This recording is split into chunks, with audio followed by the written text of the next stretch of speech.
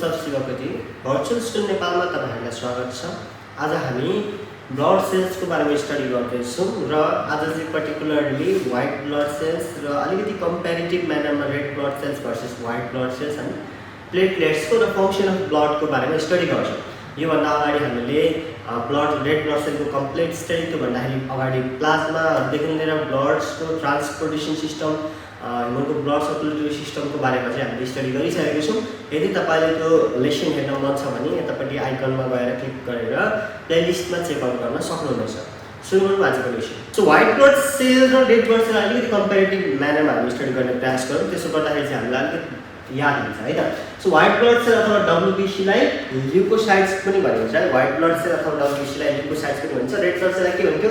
Erythrocytes पनि भनिन्थ्यो है। त्यो कुरा त्यसरी याद गर्नुस् है। त्यसैले यो कलरलेस हुन्छ, रेगुलर इरेगुलर हुन्छ अनि it contains nucleus but no haemoglobin. तर रेड ब्लड सेलमा के हुन्थ्यो?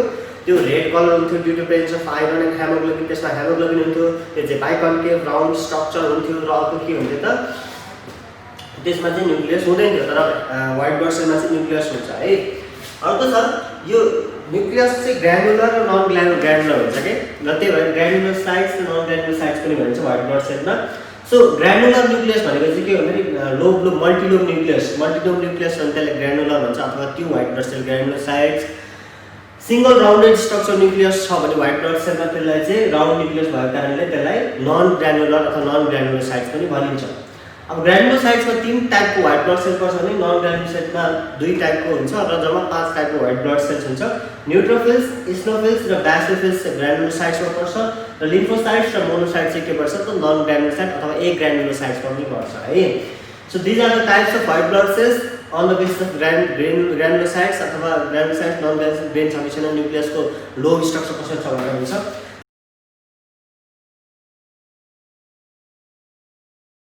त्यसपछि number of white blood sales चाहिँ 6000 to 10000 पर क्युबिक मिलिमिटर हुन्छ भने यसको लाइफ स्पान चाहिँ 15 डेज हुन्छ के रे। Number of WBC in blood per cubic millimetre भनेको 6000 to 10000 र लाइफ स्पान चाहिँ 15 डेज हुन्छ। रेड ब्लड सेलको कति थियो? रेड ब्लड सेलको 127 डेज थियो र नम्बर कति थियो? 45 to 50 lakhs थियो है। अब यो पनि रेड ब्लड सेल जस्तै स्प्लिन र लिभरमा गएर डिस्ट्रोय हुन्छ र if no number of white blood cell increase भएर कन्सिस्टेन्टली हायर बस्न थाल्यो भने it affects our body and it is called it causes blood cancer or it is called leukemia condition arise हुन्छ। Number of white blood cell increase भयो भने इम्याचुर white blood sale निस्किन्छ के। So एकदमै धेरै निक्लिन्छ र त्यसले चाहिँ हामीलाई ब्लड क्यान्सर कज गर्छ अथवा हामी त्यसलाई ल्युकेमिया पनि भन्छौँ। तर number of white blood cell decrease भएर कम्ती भएर बसेको छ अथवा इन्क्रिज भएर भने चाहिँ त्यसलाई ल्युकोपेनिया पनि भनिन्छ के रे। ल्युकोपेनिया धेरै भयो भने ल्युकेमिया, थोरै भयो भने ल्युकोपेनिया। त्यस्तै यतापट्टि रेड ब्लड सेलमा number of red blood cell अथवा हेमोग्लोबिन कन्टेन्ट कम हुँदा के हुन्छ? एनिमिया हुन्थ्यो। व्हाइट ब्लड सेलमा number of white blood cell increase भयो भने ल्युकोपेनिया अथवा ब्लड क्यान्सर ल्युकेमिया अथवा ब्लड क्यान्सर, डिक्रिज भयो भने ल्युकोपेनिया हुनेछ।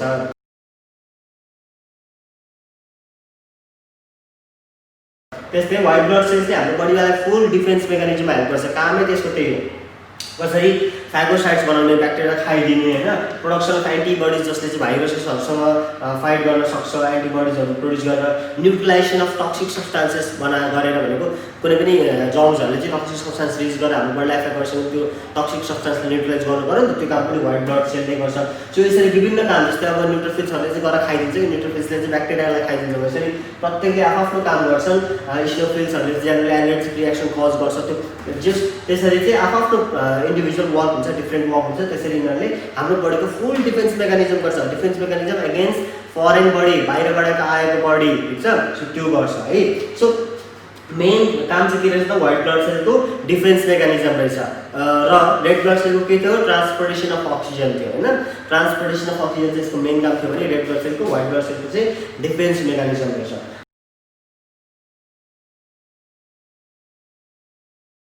अब अर्को टाइप्समा जुन के भनेको प्लेटलेट्सलाई हामी थ्रोम्बोसाइट्स पनि भन्छौँ। WBC लाई हामी ल्युकोसाइट्स भन्छौँ, रेड ब्लड सेललाई एरिथ्रोसाइट्स भन्छौँ भने प्लेटलेट्सलाई थ्रोम्बोसाइट्स पनि भन्छौँ। यो चाहिँ कम्प्यारेटिभली स्मल कलरलेस र राउन्डेड स्ट्रक्चर हुन्छ। यो बोन म्यारोमै प्रोड्युस हुन्छ है, बोन म्यारोमा प्रोड्युस हुन्छ र यसमा चाहिँ न्युक्लियस हुँदैन। Similar to red blood cell, red blood cell जस्तै यसमा पनि न्युक्लियस हुँदैन र यसको लाइफ साइकल चाहिँ एकदमै कम्ती छ कम्प्यारेटिभ भन्दा। यसको 2 देखि 3 दिनसम्म हुन्छ यसको लाइफ स्पान। व्हाइट ब्लड सेलको कति थियो? 15 दिन थियो। रेड ब्लड सेल कति थियो 127 दिन थियो हैन। सो यसको नम्बर कति हुन्छ धेरै हुन्छ 2 देखि 4 लाख हुन्छ कम्पेरेटिभ व्हाइट ब्लड सेलसँग कम्पेयर गर्दाखेरि 2 देखि 4 लाख हुन्छ। व्हाइट ब्लड सेलको 6 देखि 10,000 थियो भने रेड ब्लड सेलको 45 देखि 50 लाख सम्म थियो है। यसको मेन काम के हो भन्दाखेरि ब्लिडिङ प्रिभेन्ट गर्ने के। जस्तै हात काट्यो भने मैले भने नि हात काट्यो भने त फाइब्रोजिनहरु प्लेटलेट्स भएको प्रोटिनहरु र यसले चाहिँ के गर्ने रहेछ त त्यहाँनेरि क्लट गर्ने काम गर्ने रहेछ खुन जमाउने हैन अथवा क्लट गर्ने काम गर्ने रहेछ र ब्लिडिङहरु हुने अथवा यता त्यो गर्न यसले प्रोटेक्ट गर्छ। सो हाम्रो बडीलाई हिलिङमा पनि यसले हेल्प गर्ने रहेछ।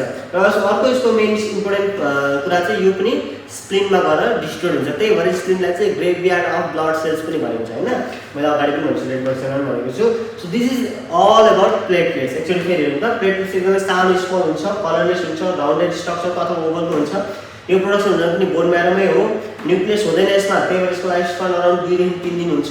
यसको नम्बर चाहिँ 2 देखि 4 लाख हुन्छ पर क्युबिक मिलिमिटर र ब्लिडिङहरुमा यसले प्रिभेन्ट गर्ने कामदेखि हिलिङमा यसले हेल्प गर्छ र यसको डेथ चाहिँ गएर स्प्लिनमा हुन्छ। So this is all about platelets. This is all about red blood cell and white blood cell in comparative manner. Difference between पनि हामीले त्यहीँबाट गर्न सक्यौँ। अब चाहिँ हामी फङ्सन्स अफ ब्लडतिर ध्यान दिन्छौँ जुन चाहिँ हामीले यो सबै ब्लडको स्टडी गर्दाखेरि भनिसकेको छु लगभग।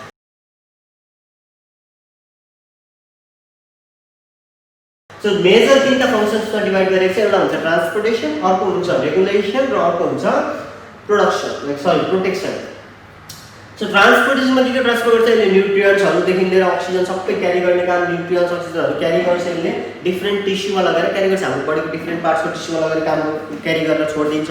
अब टिस्युमा एनर्जी प्रोड्युस भएपछि त्यहाँको वेस्ट म्याटेरियलहरु फेरि प्लाज्मा व्हाइट रेड ब्लड सेलहरु सबै भएर त्यसलाई क्यारी आउट गरेर एक्सक्रिटरी अर्गान्सहरु पुर्याउने काम गर्ने रहेछ भने चाहिँ ट्रान्सपोर्टेसन त्यो त्यति मात्रै नभएर डिफरेन्ट अब हामीले दबाई खान्छौँ नि फर एक्जाम्पल हातमा केही घाउ छ सुन्डेको छ एलर्जी भयो समथिङ लाइक द्याट अनि यो दबाई खाएर सुक्छ कसरी सुक्छ मुखबाट खाएको यहाँ कसरी पुग्दाखेरि ब्लडबाट पुग्यो।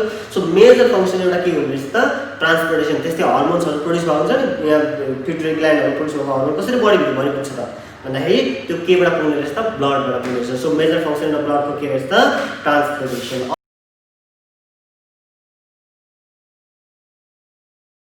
अर्को छ रेगुलेसन।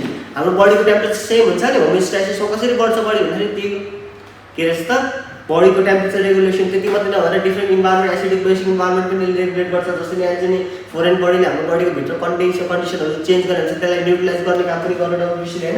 सो त्यसरी बडी टेम्परेचरहरुदेखि लिएर बडीमा हुने होमियोस्टासिसलाई रेगुलेट गर्ने काम पनि कसले गर्ने रहेछ त ब्लड सेल्स अथवा ब्लड सिस्टम भनौँ कलेक्टिभली ब्लडले गर्ने रहेछ।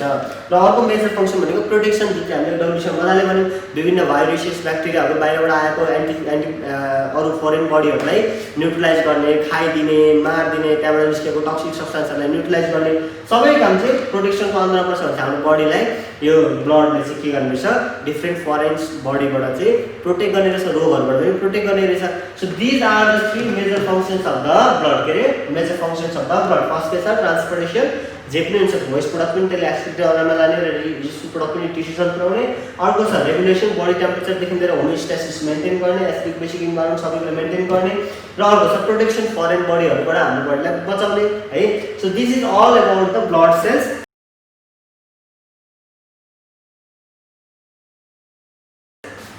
and blood collectively about blood and transportation system in human body. अब यो भन्दा अगाडि हामी हार्टको बारेमा स्टडी गर्दै जान्छौँ।